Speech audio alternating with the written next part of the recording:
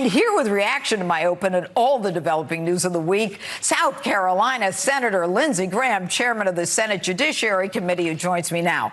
What an honor to have you on set tonight. Well, thank you. That was very informative to listen to. Thank you for having me. Well, was I wrong? No, well, so here's the deal. We do know that the Democratic Party hired a British agent to get dirt on Trump, and this British agent, I think, used foreign intelligence services to come up with a bunch of garbage. I think the Russians were out to hurt everybody, including Trump. Where do you think this dossier came from? You just think Steele made it up? I think he got it from the Russians. I think it was all a bunch of BS. It was used to get a warrant, and I'd like one Democrat to be outraged about that. Well, you know, it clearly isn't going to happen. But let me ask you this. Look, you're someone who's been in the Senate a long time. You're respected. You have been all over the world. Is there a country from which you would not meet anyone to Here's the point. The president, I get talked to all the time. People encourage me, we hope you win. Foreign people, we'd like to help your campaign. You can't take money from a non-citizen. Right. The only thing that's wrong is when a foreign government, if they tried to give a campaign money, you can't take it. If they're trying to give you something of value, you can't take it. We don't want foreign people interfering in our elections. But sitting down and talking with somebody is okay. People contact me all the time. President Trump's right. Talking to people is not a crime. What do we know about the 2016 election? We know that after $25 million, 2.5 years of investigation, 19 lawyers, 40 FBI agents, that the Trump campaign did not receive anything of value from the Russians. They didn't collude with the Russians. What do we know? That the Democratic Party paid money to a foreign agent to gather opposition research against Donald Trump. That research was unverified, used to get a warrant against an American citizen. Now, one Democrat seems interested in that. To your viewers, we're going to find out what happened with Christopher Steele. Now, I want you to think back to Nancy Pelosi. Do you remember when she made a trip, I think, with a delegation to meet with Bashar Assad, the Syrian dictator? Right. The president objected and asked her not to. She went there specifically to get Assad's version of what was going on in Syria while, while President Bush was running for re-election. Right. All right. I mean, isn't that exactly in line with what they're saying the president is considering doing and would be illegal? She did something worse. Well, I think going to meet with Assad while we're trying to end his regime is pretty bad. So here's the deal for me. The law is pretty clear. No campaign can receive money from a foreign government.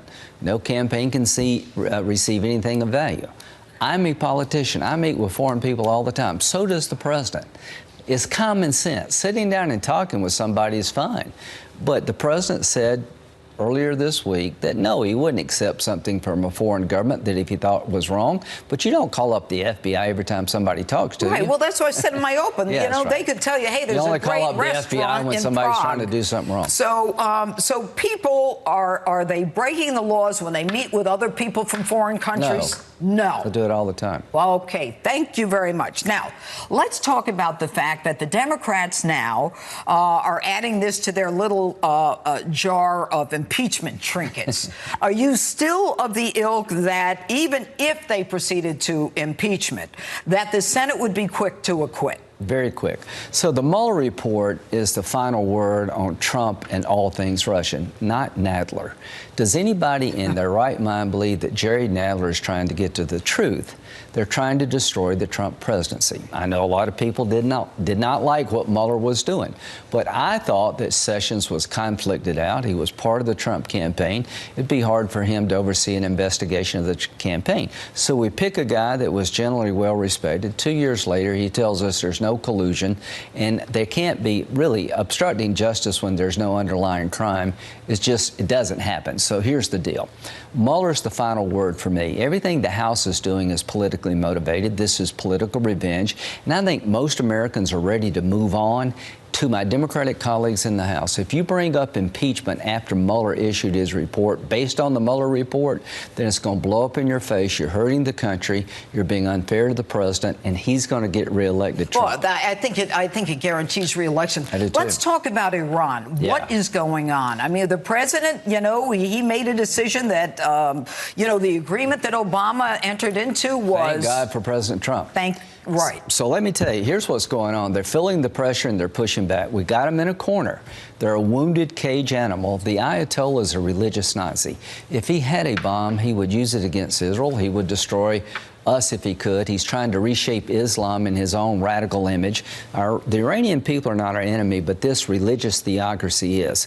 So what has Trump done? Got out of a bad deal. I learned growing up in a bar in South Carolina, my parents owned a bar, if a guy is threatening to cut your throat, don't buy him a knife. The $150 billion deal that Obama gave to Ayatollah was used to build up his war machine, and Trump got out of the deal, put sanctions on Iran. They're hurting. They're trying to break our will. To President Trump, do not let them take over the Straits of Hormuz. Yeah. Keep the pressure on. And if they continue to do this, sink their Navy like Ronald Reagan did back in the 80s. All right, because the Strait of Hormuz is a vital link to the world economy, and they only understand strength. Trump has put ISIS in a box and nailed it shut. Don't let him out. He has put Iran on the run. He has taken on China. He's got Maduro on the ropes. I love this man's foreign policy. Yeah.